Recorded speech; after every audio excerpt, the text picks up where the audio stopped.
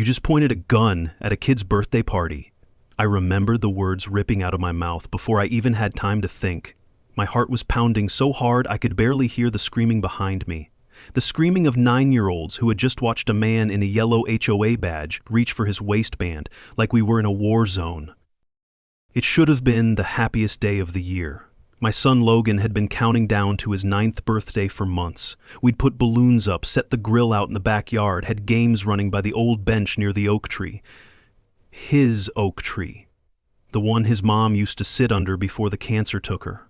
That tree wasn't just a tree. It was her spot, her piece.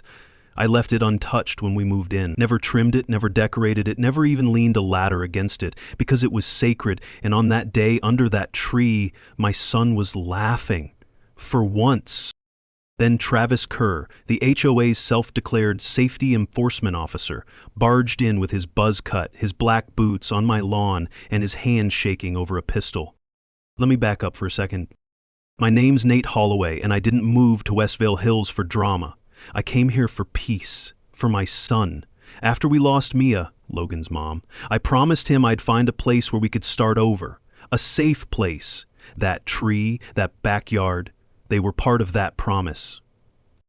Where are you watching this from? Drop it in the comments, and while you're here, don't forget to hit that subscribe button. You don't want to miss how this madness unfolds. See, I didn't fight the HOA at first. I paid the fines, I trimmed the bushes, I filled out the forms, I played by the rules because I thought that's what good people did. But when a man unclips his holster in front of your son, in front of kids holding paper plates with half-eaten hot dogs, and tells you this gathering was not approved, something in you snaps. Not loud, not violent, just cold and focused. I took Logan inside while the other kids were rushed away by their parents. Travis didn't fire the weapon. He didn't even draw it fully, but he touched it, and that was enough. Marla Denton, the HOA president, showed up 10 minutes later with her usual fake smile. Red lipstick, blazer with a brooch like she was running for Congress, and that icy tone that said she didn't see you, she saw a problem to resolve. Nate, she said, folding her arms like she was the one who'd been wronged, I warned you about gatherings without proper permits. I understand emotions are high right now, but Travis was simply doing his job. By traumatizing children? She gave me that head tilt she always uses when she's pretending to care. Nate, this neighborhood values order. I do hope you understand that. That night, after Logan finally fell asleep, clutching the old hand-sewn bear Mia made him, I stood by the window and stared at the oak tree. The moonlight was soft on the grass.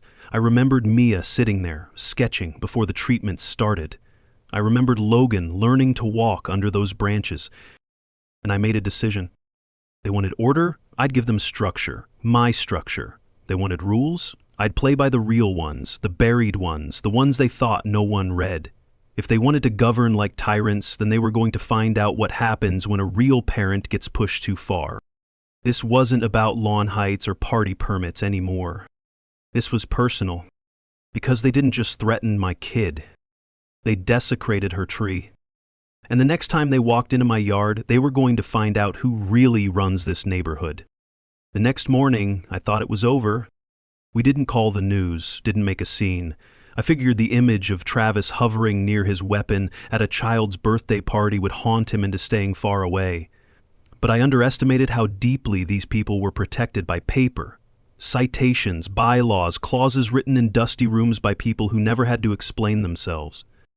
At 6:42 IMM, before the sun even hit the front yard, a printed violation notice was stapled to my mailbox. Unauthorized gathering, Section 12B, Subpart C. Fine, issued, $150, 0 cents. Taped just below it, a bright orange sticker reading non-compliant resident under review. Logan saw it on his way to the school bus. He didn't ask what it meant, he just stared at it like it was a warning label on his own house. I pulled it down fast and told him it was nothing, but kids know better, especially kids who've already lost a parent. After he left, I went inside and opened up the community portal. They'd hit me with 3 more flags overnight. Fence line decorative lighting in breach of light pollution protocol, children's inflatable obstructing visual harmony, failure to obtain permit for noise-generating equipment. Translation? Balloon lights, a bouncy castle, and the speaker playing Happy Birthday. I sat there, gripping the edge of the kitchen counter like I might break it off. Part of me wanted to scream. Another part wanted to knock on Marla Denton's door and hand-deliver the receipts, but I didn't do either. Instead, I went outside and sat under the oak tree, Mia's tree. She used to come out here early, coffee in hand, her sketchbook on her lap, sun barely brushing the leaves. She once told me, "You don't have to be loud to be strong." It stuck with me. It stuck again that morning. That's when I decided I wouldn't let them turn this into a shouting match. I'd make them trip on their own rules. I spent the next few hours reviewing the HOA charter. The official copy they hand out is just a brochure, clean fonts, pastel borders, and phrases like, "For community peace," but I had the original. I pulled it out from the back of a drawer where I'd filed it months ago, never imagining I'd actually need it. It was 186 pages of tightly wound regulation, and it read like a chessboard. If I moved quietly, I could build something. Not a complaint, not a tantrum, a case. But I wasn't ready yet. I still didn't know how deep it went. Until the doorbell rang. Carol Beck. She was clutching a small basket of cookies, her hands trembling just enough to notice. I hadn't seen her since the party. She hadn't spoken to anyone, really, since her husband passed last winter. Everyone knew she kept to herself, safe that way. I just wanted to say I'm sorry, she said, not quite meeting my eyes. What they did. What he did. It wasn't right. She held the basket out and then hesitated. I saw it all. I was filming, flowers, but I caught more than that. I didn't press her. I just invited her in. She didn't come inside, not yet, but she said something else before she left. I saved the video. I wasn't sure if I'd ever say anything, but maybe someone should. And with that, she turned and walked off. She didn't know it then, but that quiet act would become the first falling domino. The one I'd pick up again in part 3, when her curtain trembled and the silence finally broke. The next morning, the citation was already taped to my front door. Noise violation, second warning. Underneath, written in pen like some schoolyard threat, further disturbances will incur legal escalation. No signature, just the HOA stamp. That same crooked emblem stamped on every letter they use to choke people with compliance. I didn't even flinch this time. I tore it off and tossed it straight into the recycling bin. But as I turned, I saw something across the street. Something that made me stop for just a second. Carol Beck's curtain shifted. Our living room window faced mine. She always kept the sheer fabric drawn, a lace panel her late husband had sewn himself. I hadn't seen her outside in weeks, not since the birthday incident. That curtain hadn't moved in days. But this time, it twitched, like someone had been watching, and didn't want to be seen doing it. I didn't wave, I just stood there and looked. She froze behind the glass. I could see her faint silhouette, arms pulled close to her chest, shoulders stiff. I didn't need to guess. She saw what happened that day, maybe even more than I did. By lunchtime, 3 more violations were logged in the community portal. Excessive outdoor decor, for the string lights still hanging on the fence, unkempt perimeter foliage, a few weeds near the sidewalk, and my favorite, insubordination during security inspection. That one had Travis's fingerprints all over it. So I stopped checking the portal. I started walking instead, not out of anger, out of study. I began pacing the neighborhood in long, slow loops, phone in my pocket, camera quietly rolling. You'd be surprised what people say when they think no one's listening. I watched Delia Voss berate a teen for riding a scooter too close to the hedges. I heard Travis threaten a landscaper with a fine over unauthorized mulch texture. And I watched Marla perch like royalty on her porch swing, sipping from a wine glass at 2 p.m., barking into her phone about removing undesirables. Every walk I'd pass Carol's home, and every walk the curtain twitched. That night, as I tucked Logan in, he asked, "Dad, is it bad if people don't like us here?" My stomach twisted. "Why do you say that, buddy?" "Because Liam said his mom won't let him come over anymore. He said it's because of what the guardman did." I sat beside him and smoothed his hair. "Listen, Logan, it's not about people liking us. It's about people doing the right thing. and sometimes that makes people uncomfortable. But you didn't do anything wrong. You were having fun. That's what birthday parties are for." He nodded slowly, holding his bear tight. After he fell asleep, I stepped out for another walk, just a few blocks. The air was cooler, calmer. But as I reached my mailbox, a voice startled me. "I saw it all, Nate." I turned. Carol stood on her porch steps, wrapped in a knitted shawl, her hands trembling as they held a half-empty mug. "I saw the whole thing. I saw what that man did. I have it." Her voice caught. "You have what?" I asked gently, walking across the street slowly like approaching a spooked deer. "I didn't mean to record it. I was filming my hydrangeas. I just pruned them. It was silly, but my phone kept rolling. It caught everything." She paused. "I don't know what to do with it." "Can I see it?" I asked. She looked like she might cry. "Not yet. I'm scared, Nate. Marla, she had my HOA dues accidentally triple billed last year after I voted against her garden proposal. She can be cruel." I nodded. "You don't have to decide right now, but thank you. Just knowing you have it, that matters." She gave the faintest nod. "He was aiming at children," she whispered. "Someone needs to say it." And then, just as quickly, she retreated inside, the curtain slipping back into place like a curtain call after a quiet confession. Back in my driveway, I sat on the bench under the oak tree. The branches shifted gently overhead. Mia used to say this spot was where the world finally quieted down, and she was right. But tonight, it didn't feel quiet. It felt like the first real crack in their armor. Not a war cry, just a whisper. But sometimes that's how revolutions begin. The next morning, I skipped the walk. Instead, I sat beneath the oak tree with my coffee and opened my laptop. The kids at Logan's school were going on a field trip that day. He'd be gone until 3. It gave me space to think, to focus. Carol's words from the night before were still echoing through me. I have it. I didn't know how long she'd take to come forward, or if she ever would, but I wasn't going to sit around hoping someone else saved us. Because Mia didn't raise me like that, and she sure didn't die for me to fold under a petty tyrant in a name tag. So I pulled up the one thing I knew none of them had counted on, the HOA bylaws, all 186 pages of them. They weren't on the official HOA site. Marla's team had the public version trimmed to a cheerful 32-page resident harmony handbook, filled with pastel diagrams and vague policies about aesthetic continuity and behavioral decorum. But someone had once posted the original version on a dusty community forum, back when Westvale Hills first switched management companies.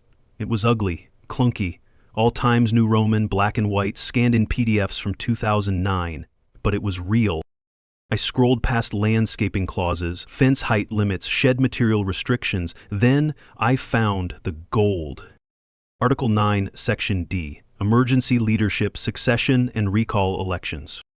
I leaned in. Any dues-paying homeowner may request a leadership recall process upon submission of notarized petitions signed by at least 10% of community households, provided that documented violations of fiduciary duty or abuse of enforcement powers are presented to the Oversight Committee within 30 days of filing. That was it. Buried in legal jargon, but crystal clear. If I could prove abuse of power and collect enough support, I could trigger a vote. I could force an election, and maybe, just maybe, I could take the whole thing down from the inside. But I needed evidence. And Carol's video, if she gave it to me, wouldn't be enough alone. I had to build a pattern, a trail, a case that no one could ignore. I started printing. By noon, my kitchen table looked like a legal war room. Fines, messages, HOA emails, community notices. I marked patterns with a red pen. Homes fined just after meetings, landscaping rules used to target new residents, sudden citation spikes near election cycles. Then came Logan's voice. "Dad, why are there so many papers?" He stood in the doorway, backpack still on, a juice pouch half crushed in his hand. I smiled. "I'm working on something important." "Does it have to do with the tree?" That question caught me off guard. "Why do you ask?" He shrugged. "Because I saw you staring at it a lot. And that's where Mom used to sit, right?" I knelt beside him. "Yeah, that's exactly right. She'd be proud of you, you know, of how brave you were last weekend." He looked down. I didn't feel brave. You were, I said, and now it's my turn to be brave for you. That night, I dropped by a neighbor's house. Mark Chen, the one who caught Travis harassing his teen daughter for putting up Halloween decorations in August. I asked him a few careful questions. He laughed bitterly. You're thinking of challenging them, aren't you? I said nothing. He pulled out a manila folder and handed it to me. My wife made me save every letter they ever sent us. If you're gonna go to war with Marla, you're not going in empty-handed. That folder held 6 months' worth of nitpicking, threats, fee escalations, all because his daughter put up a plastic skeleton a week early. I thanked him and walked home with it tucked under my arm.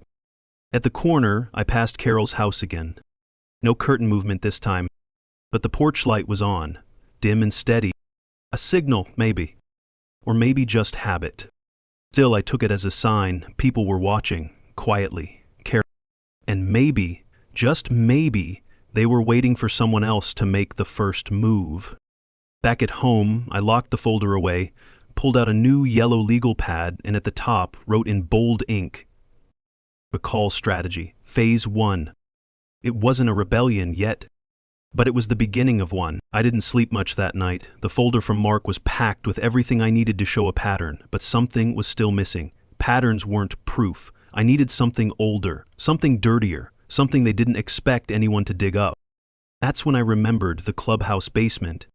Back when I first moved in, the realtor mentioned the HOA had converted the original meeting room into a secure record archive. Translation, locked, dusty, and forgotten. But during one of those first months, before the fines, before the whispers, I helped an elderly neighbor carry boxes in during a storm. The door to the basement was open back then. I remembered the Q-lock box, and I remembered the number she used. Her grandson's birthday, July 11th, 711. I waited until Sunday night, just after 11 p.m. The clubhouse lights were off. Travis had already done his little perimeter patrol earlier. Marla was probably asleep by now, full glass of white wine on the nightstand. I parked a block away and walked the rest under the street lamp shadows, hoodie up, folder under my arm. The keypad still glowed faintly. I typed 711. The door gave a soft metallic groan as I eased it open. The smell hit first. Old carpet, cardboard rot, something like mildew mixed with printer ink. The light switch near the wall didn't work. Of course not. I pulled out my phone, switched on the flashlight, and stepped inside. Wooden stairs creaked under my boots. Each step groaned like it hadn't held weight in years. Cobwebs stretched across the railing like veins. My light cut across dozens of labeled boxes, most untouched. Yard violation reports, 2018. Complaint logs, 2019. Architectural review minutes, 2020. I moved slowly, following a line of dustless floorboards that led toward the back corner. That's when I saw it. A red file cabinet, locked, no label. It wasn't with the other boxes, it stood on its own, like something someone didn't want near the others. I yanked the top drawer, locked. The second, locked.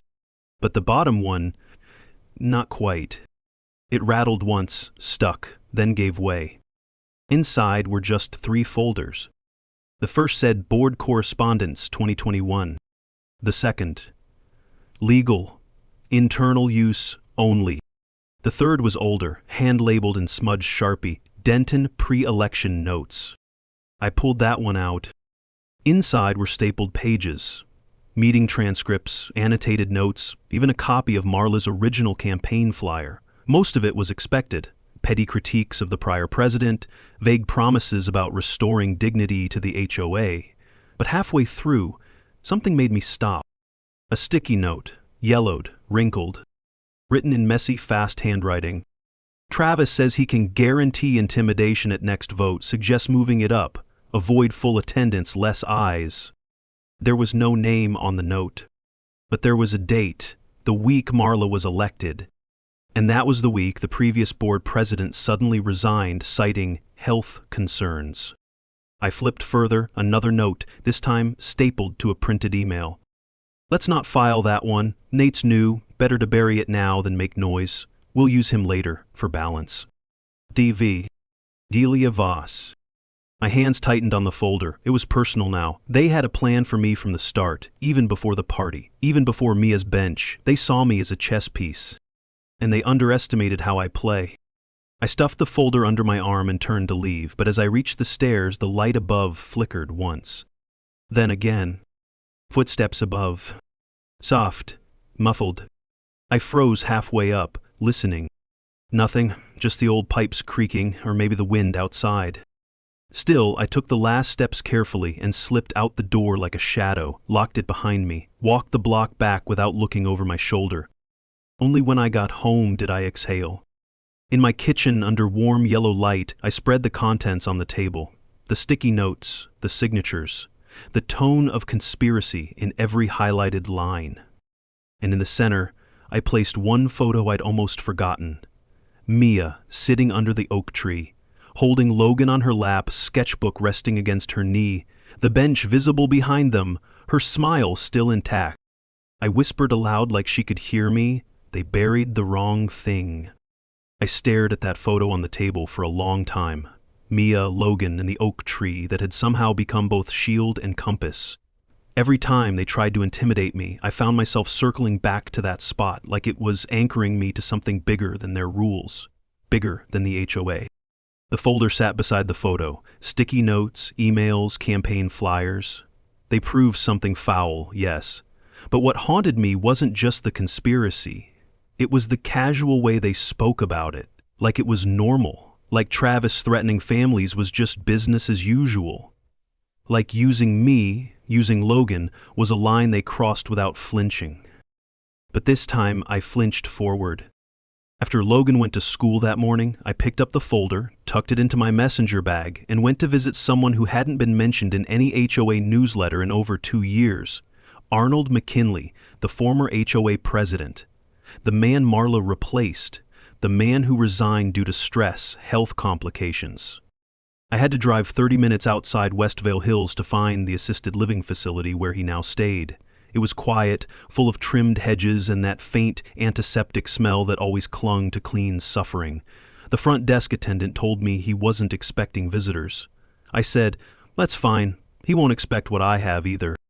Arnold was in the courtyard, staring at a fountain that didn't run.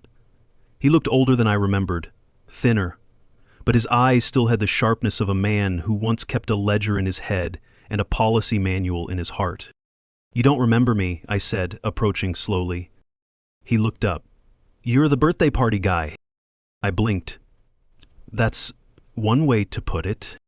He smiled faintly. "What took you so long?" That shook me more than I wanted to admit.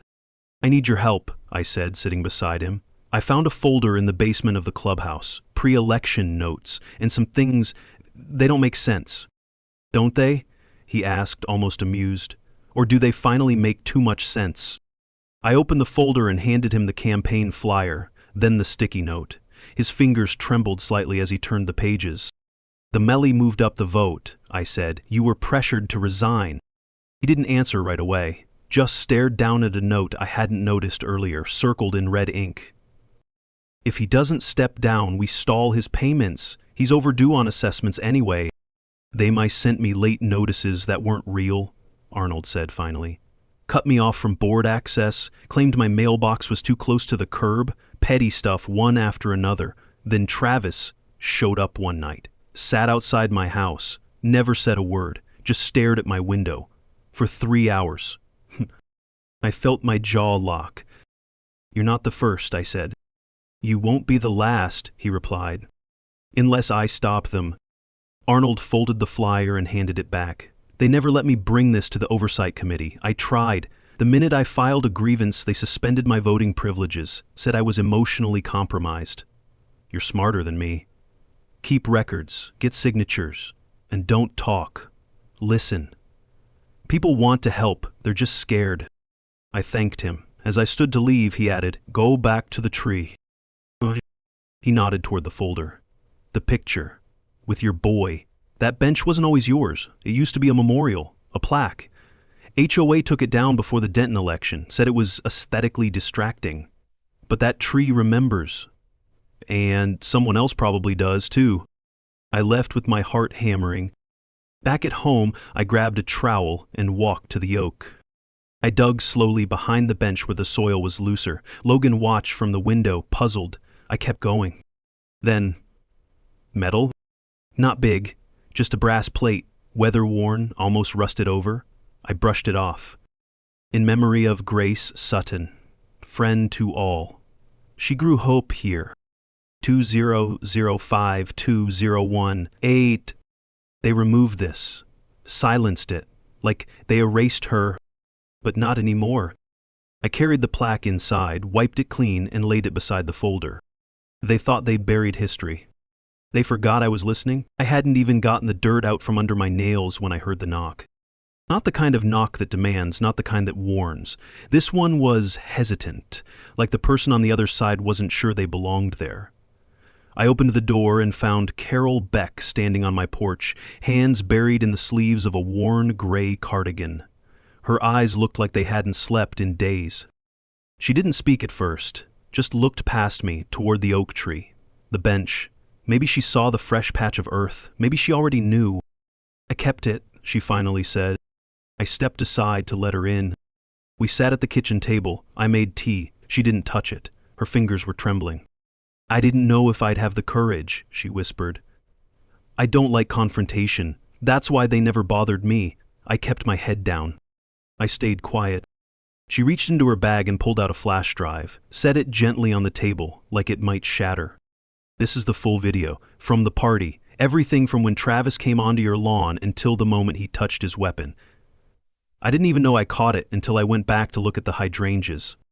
Did anyone else see it? No, not yet. I didn't even show my son. I was afraid. I picked up the drive, turning it over slowly in my hand. While now.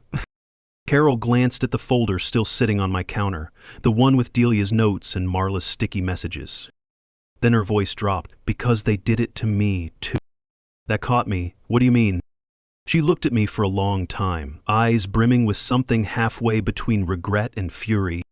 When my husband passed, they fined me for the flagpole he'd installed, said it violated code. He was a Navy vet. That flag meant everything to him. They made me take it down, said it cluttered the sightline. Then the next week, they put up a community banner right where it used to stand. Her lip trembled.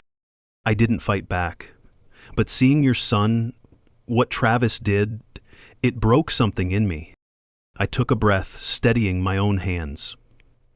Carol, what you're doing, this isn't small. It could shift everything. She nodded. That's why I'm also giving you this. She reached again into her bag and slid a second item across the table. A physical letter, folded neatly in a plastic sleeve. The HOA's original approval of Travis Kerr's security oversight position, dated 3 weeks before the board vote that made Marla president. In the bottom, a handwritten note from Delia.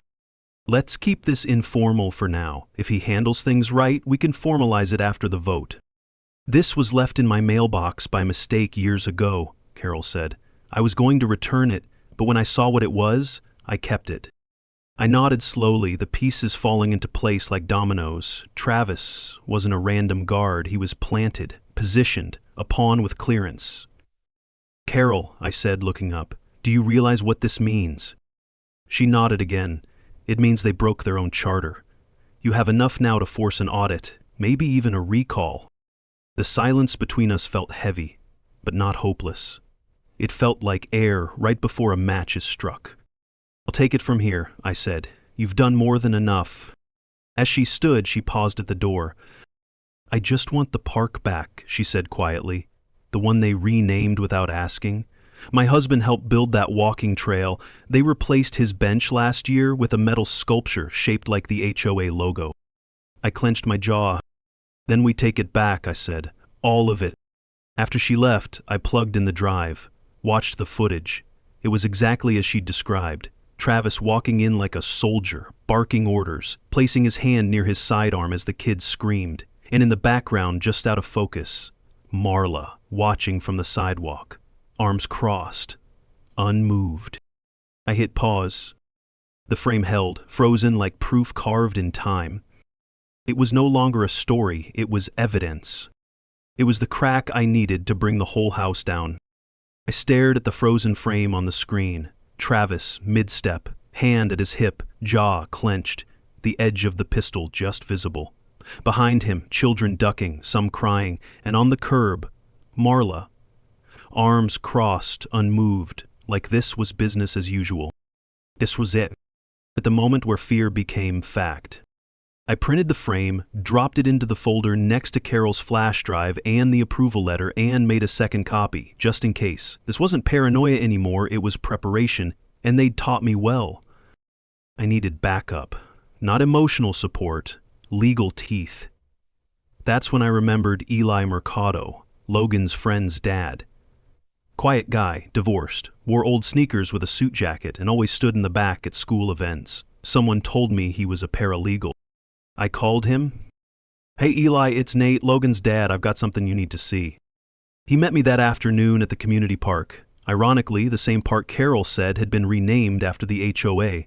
The fake plaque read, "Denton Commons, a vision of order." I almost laughed. We sat on a bench near the path. I handed him the folder without a word. He took his time flipping through it. Sticky notes, Delia's handwriting, the flash drive summary I'd printed out. When he got to the HOA letter with the informal hiring note, he raised an eyebrow. Did they put him in position before the board vote? I nodded. He leaned back.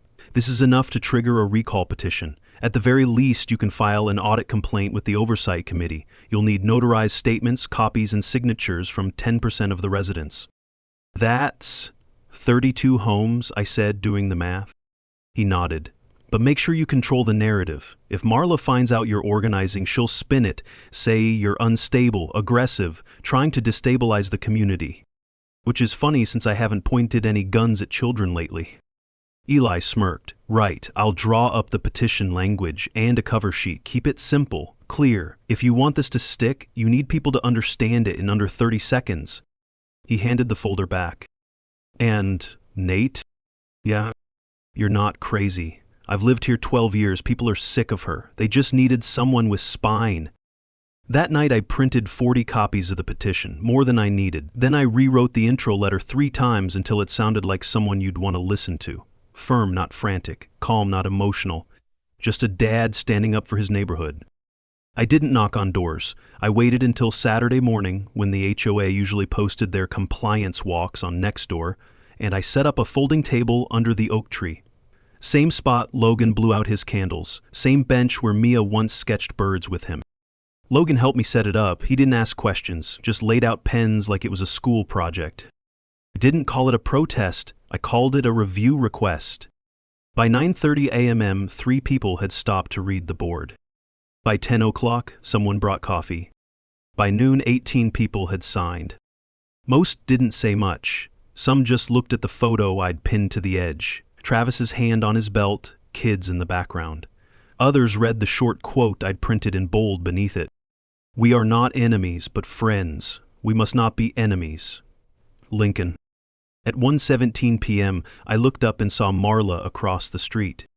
She was standing outside Delia's driveway, her arms crossed, lips pursed so tight they nearly vanished. She didn't cross, didn't yell, just watched. And in that moment I realized something important. She didn't know what to do. She couldn't fine me for this. She couldn't threaten my mailbox. She couldn't twist the narrative. Not when it was already on paper, in ink, signed by neighbors who'd once been too scared to speak. By 2 o'clock I had 27 signatures. I only needed 32, but I wasn't worried, because the tide had already turned. The petition hit quorum by Monday morning. 38 households signed, more than enough. Some scribbled their names with clenched jaws. Others hesitated, looked over their shoulders, then signed anyway. Courage is funny like that. It usually shows up with a pen, not a fist. I submitted the documents to the Oversight Committee via certified mail. I made copies. I took photos. I sent backup scans to a Gmail I hadn't used in years. I wasn't just ready for a fight. I was documenting the war. By Wednesday, Marla made her first move. A letter was slid under my door. "Dear Mr. Holloway, due to ongoing behavioral disturbances, you are no longer permitted to host unsanctioned gatherings on HOA common property without written approval. The irony hit me like a wave. They were trying to ban me from the bench. From the tree. That same day, an emergency HOA meeting notice was posted. Friday night, unusual timing. No agenda, no subject line, just HOA board business, attendance strongly encouraged. It smelled like panic. I went anyway. The room was full by 6:45.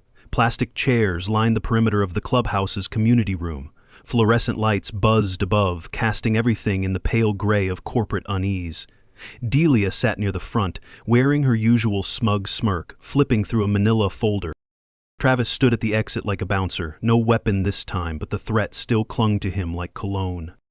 Marla arrived last, dressed in an all-white blazer like she was preparing for sainthood. She stepped up to the podium and didn't waste time. "We've received notice of a baseless petition seeking to undermine this board's leadership," she began. "Let me be perfectly clear, this effort is an attack on the safety and standards we've spent years cultivating." The murmurs started immediately. People shifted. Someone in the back coughed too loud on purpose. "We've done nothing illegal," Marla pressed. "These claims, most of which are based on misinterpretations or selective documentation, are designed to divide. I urge our community to reject these rumors and trust the process." That was when I stood. "Funny you mentioned trust," I said, holding up the flash drive, "because I brought receipts." Her eyes narrowed. "Mr. Holloway, you are not recognized on this agenda." I took one step forward. "You installed Travis 3 weeks before your election. Without a vote, without documentation. You moved the election date, you buried the approval form, you used HOA funds to commission a sculpture of the HOA logo while fining widows for flagpoles. And you stood there, arms folded, while a man threatened children at a birthday party." The room went still. Delia stood quickly, trying to cut in. "These are outrageous." But she didn't finish. Carol Beck stood up. Her voice was barely above a whisper, but the room bent to it. "I saw it, I recorded it. Everything he said happened." Even Travis shifted then, eyes flicking toward her, unsure for the first time in months. I stepped back and let the silence bloom. Then I placed the brass plaque, Grace Sutton's plaque, on the table near the front. "This used to be in our park. They tore it out without notice, because it didn't fit the aesthetic." Gasps rippled through the room. Someone whispered Grace's name. Marla's lips trembled. "This board," I said, "steady, calm, has made this place. About fear, about fines, about control. But that stops now. The residents of Westvale Hills have submitted a valid petition for a leadership review, and unless you plan to shred the bylaws in public, the Oversight Committee will conduct a formal investigation." I turned to leave, but not before locking eyes with Marla. "You built your house out of paper," I said, "and now it's on fire." As I walked out, I passed Travis. For once, he didn't block the door. He looked down, like even he knew it was over. The next morning, I woke up to silence. Not the uneasy kind that comes before a knock or another letter, but the kind that settles after a storm. The kind where even the birds sound like they're waiting to see what comes next. The HOA didn't post a statement, no surprise. But something else happened, something quieter and far more telling. Delia Voss resigned. Not publicly, not with a speech, just a two-lar email to the board and a box carried out from the clubhouse before sunrise. Someone snapped a photo. It made its way around the neighborhood group chat by 8 a.m., right between a lost dog alert and someone giving away a pool float shaped like a pineapple. I stared at the photo longer than I expected. Not because I felt satisfaction, but because I finally saw it. The end of her grip. It wasn't loud. It wasn't dramatic. It was just done. By noon, 3 neighbors stopped by my house. 2 to say thank you, 1 to hand me a pie. That one I hadn't even spoken to before. But she just smiled, handed me the tin and said, "We've been waiting for someone to say what we couldn't." I don't even like pie, but I ate the whole thing. Around 3 p.m., Logan got off the school bus. He didn't ask about the meeting, didn't mention the grown-up chaos. He just dropped his bag and ran to the oak tree with a paper airplane he'd folded during class. It soared under the branches, looped once, then nosedived right into the bench. He laughed, loud, unfiltered, the kind of laugh I hadn't heard in months. I joined him on the grass, lying back, watching the clouds drift overhead. "Hey, Dad." "Yeah? Did we win?" I turned my head toward him. "Not yet, but we're close." He smiled, nodded, and went back to folding another airplane. At 6:00 p.m., I got the call. It was Eli. "The Oversight Committee acknowledged receipt," he said. "They're sending a formal review panel next week. 3 reps, 2 lawyers and a governance officer." What does that mean, exactly? It means it's real. They're coming to audit the HOA's practices, including Travis's appointment and all board communications for the last 3 years. I let out a long breath. And the election? If Marla doesn't step down voluntarily, and she won't, they'll authorize a recall election. You'll be eligible to run. Eligible. I stared out the window again. The tree stood steady, the bench sat beneath it, clean, restored, holding history like it always had. "Then we run," I said. The next day, the clubhouse bulletin board had a new flyer, this one printed on plain white paper, no HOA logos, no fake gold trim. "Special recall election, Westvale Hills HOA president. Candidate submissions open. All candidates must be verified homeowners in good standing. Voting date to be announced." I tore off a tab, filled out my paperwork, and walked it into the office myself. The woman behind the desk, a quiet volunteer named June, gave me a small smile as she stamped the form. "We've been waiting," she said. Later that evening, I sat on the porch while Logan read aloud from a space adventure book, the words tumbling out between giggles. For once, he wasn't worried about who was watching from across the street. He felt safe. In that was the whole point. I wasn't chasing power. I wasn't looking for revenge. I just wanted my kid to grow up in a neighborhood where he could fly a paper plane without worrying about a clipboard or a citation. So where he could sit on his mother's bench without fear. And now, we were one step away. Friday night came fast. The clubhouse, the same one where Marla once held court like a queen in a plastic throne, looked different now. Not because the chairs were any newer or the carpet any cleaner, but because everyone showed up. Word had spread. Neighbors I'd never spoken to, couples who used to avoid eye contact, even teenagers standing in the back, arms folded, watching history shift in real time. I stood near the side wall, quiet, hands in my jacket pockets. No folder this time, no flash drive, no speech.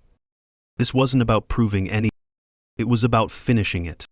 At exactly 6:00 p.m., the Oversight Committee took their seats, 3 of them, 2 in pressed suits, the third, a middle-aged woman with a notepad and sharp eyes that had probably seen 50 versions of Marla before this. Then came the final performance. Marla entered 5 minutes late, as always, like the world would hold its breath for her. But this time, no one clapped. She stepped up to the podium, her voice clipped, smile tight. "There have been allegations," she began, "most of which are wildly exaggerated and clearly motivated by personal vendettas. Let's not pretend this is about community improvement. This is about one man who didn't like being told no." She looked right at me. I didn't blink. One of the committee members cleared her throat. "Ms. Denton, we've reviewed the petition. We've reviewed the documentation. We're here to evaluate governance violations, not feelings." That landed like a stone. Marla faltered for half a breath, just enough. Then came the footage. Carol had sent it directly to the committee. Unedited, time-stamped, corroborated by her written statement. They'd played a portion of it. Travis approaching the party, the kids, the moment his hand hovered over the pistol. And in the corner, Marla, watching. When the clip ended, no one moved. Even Travis wasn't in the room this time.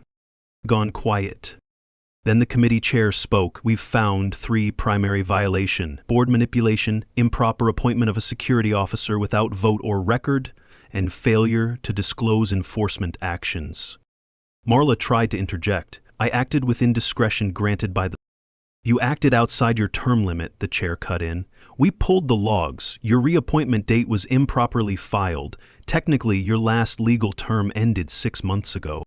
That one hit. Gasps rolled through the room. Someone in the back whispered, "So, she's not even president?" The chair turned to me. Mr. Holloway, your petition has been validated. A recall election will proceed next week. Until then, the board is under temporary administrative supervision, effective immediately. I didn't smile, but I felt it, that shift, like pressure lifting off the walls. Marla stood frozen at the podium, blinking rapidly. I took a few steps forward, not to gloat, just to finish what I started. I looked at the crowd, then back to the committee. I only have one statement, I said, and I want it read into record. The chair nodded. I pulled a folded sheet from my pocket and read aloud. We build neighborhoods with more than fences and grass heights. We build them with trust, respect, memory, and when those things are ignored in favor of fear and control, we don't restore order, we lose it. This wasn't about breaking rules, it was about someone breaking people, and we're not letting that happen here again. No one clapped. They didn't have to. The silence was agreement, the kind that speaks louder than applause.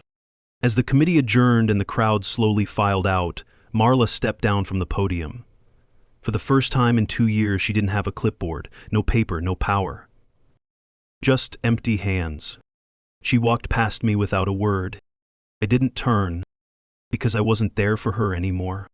I was there for the bench, for the tree, for the woman who once sat beneath it sketching with our son in the sun, and for the neighborhood I promised him we'd make safe again. The election wasn't a surprise. Out of 3 candidates, I won by a margin wide enough Marla didn't even contest it. She wasn't there the day they posted the results. Word had it she quietly moved in with her sister 2 towns over.